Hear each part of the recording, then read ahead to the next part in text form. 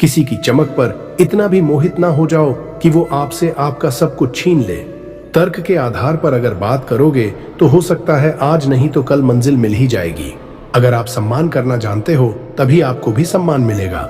अगर फैसले सही लिए हैं तो वक्त जरूर लगेगा पर अच्छे साबित जरूर होंगे। विनम्रता भी उसी के सामने अच्छी है जो आपसे विनम्र हो, अक्कड़ वाले के सामने नहीं। आपको रोकने वाले सिर्फ आप है, स्वयं पर जीत पाने पर कोई नहीं रोक सकता। आप बस अपने स्वप्न को साकार करने में लगे, वो अपना रास्ता खुद जानता है। संसार में पीछे जाके जीवन को नहीं बदला जा सकता, पर जहां खड़े हो वहां से तो बदल सकते हो। फूलों की खुशबू जैसे वातावरण को बदलती है, आप भी अपने जीवन में उस तरह बदलाव ला सकते हो। जीवन में कुछ चीजें आपके शौक की भी होती, हर बार जरूरत की नहीं होती। साथ रहते भले आपको याद ना आए, पर बिछड़ने पर हर कोई याद करता है। सूरज हमें ये सिखाता है कि हर काली रात के बाद एक उजाला जरूर आता है। प्रकृति के दर्शन करने हैं तो सूर्योदय के समय किसी पहाड़ी पर जाकर एक बार जरूर देखें। आप जैसा आपका भविष्य का निर्माण करना चाहते हैं, उसके लिए आज आपको बहुत अधिक मेहनत करनी होगी।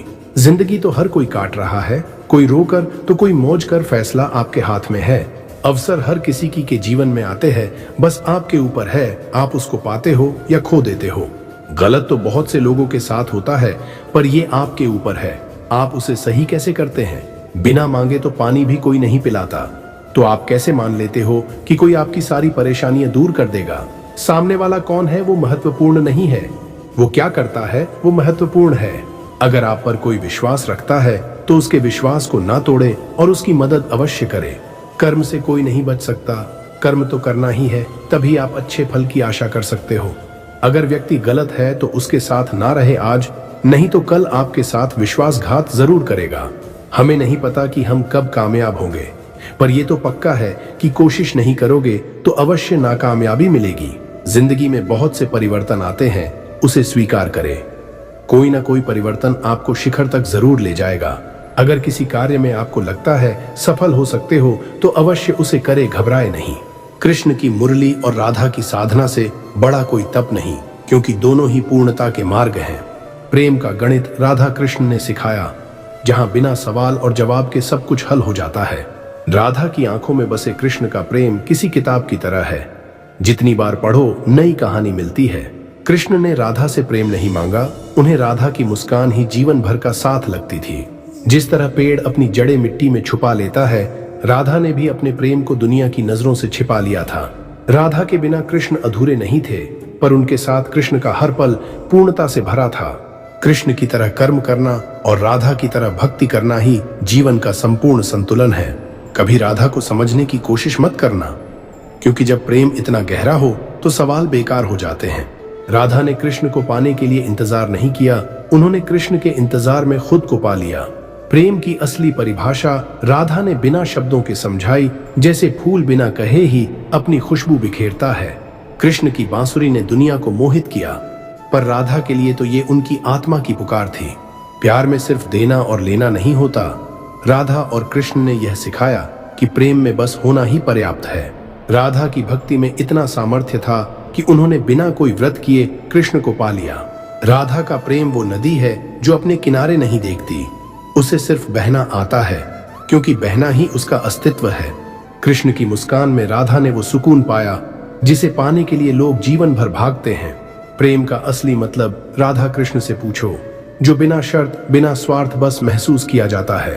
राधा का प्रेम उस धागे की तरह था जो चाहे जितना भी उलझ जाए कृष्ण से अलग नहीं हो सकता। कृष्ण की बांसुरी की धुन कभी हार मानती नहीं, जैसे राधा का प्रेम कभी थमता नहीं। प्रेम के बगीचे में राधा वो फूल थीं जिनकी खुशबू ने कृष्ण को हमेशा के लिए मोहित कर लिया।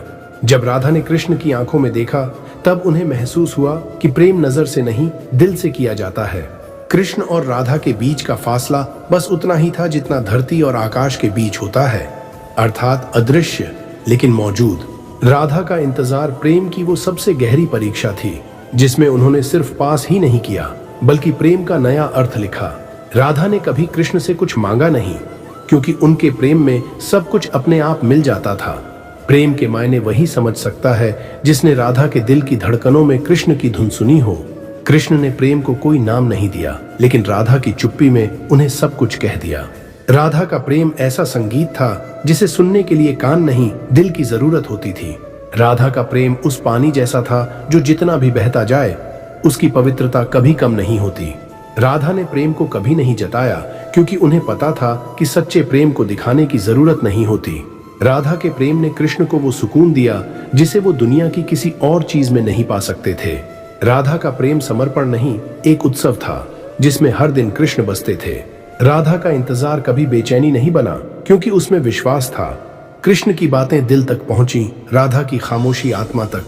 प्रेम वो नहीं जो शब्दों में कहो, प्रेम वो है जो राधा की नजरों में दिखे। राधा के बिना कृष्ण का प्रेम अधूरा नहीं, पर अनकहा रह गया। राधा को खोजने कृष्ण कहीं नहीं गए क्योंकि प्रेम रास्ता खुद बना लेता है। कृष्ण की मुरली और राधा की नजरें दोनों ने प्रेम सिखाया। राधा ने कृष्ण को कभी रोका नहीं। प्रेम में स्वतंत्रता का अर्थ वही जानती थी। कृष्ण को पाने के लिए राधा ने कभी भाग्य का इंतजार नहीं किया, वो हर दिन प्रेम करती रही। कृष्ण ने प्रेम सिखाया, राधा ने उसे महसूस करवाया। प्रेम की परिभाषा राधा ने कभी नहीं दी क्योंकि वो खुद उसका जीता जागता उदाहरण थी।